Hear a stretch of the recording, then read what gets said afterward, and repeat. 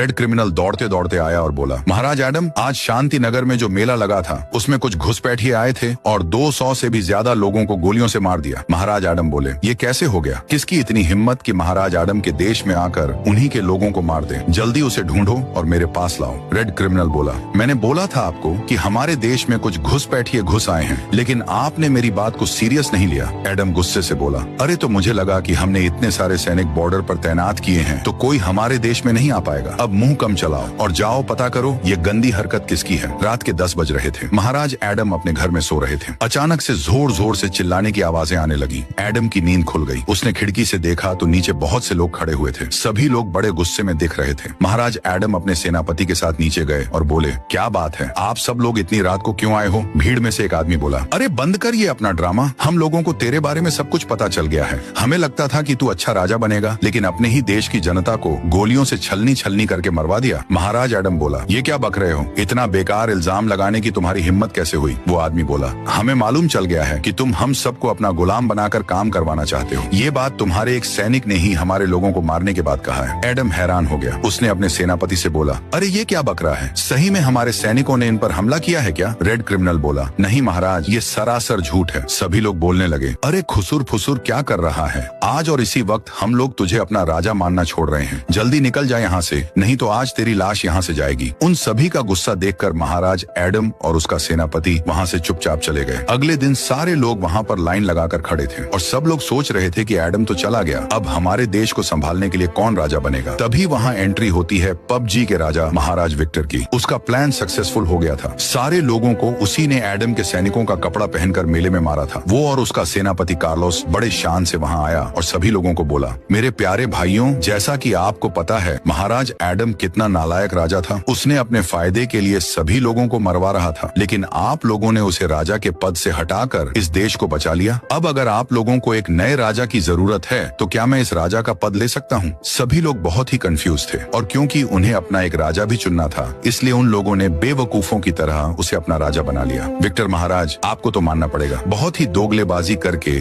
आपने आखिर बरमुडा देश को अपने कब्जे में कर ही लिया। उस एडम महाराज को कोई नहीं हरा सका था, लेकिन आपने 10 दिन में उसे भगा दिया। विक्टर बोला, कार्लोस, अब तुम देखते जाओ, 2 महीने के अंदर इस देश की सारी धन दौलत मैं चुरा लूंगा और वापस चला जाऊंगा अपने देश में। चलो शुरू करते हैं इस देश को लूटना। और इधर बेचारा महाराज एडम और उसका सेनापति जंगल में उदास बैठे थे। अब क्या होगा? क्या महाराज एडम अपना पद वापस ले पाएगा? जानने के लिए सब्सक्राइब करके कमेंट में लिखो पार्ट 3।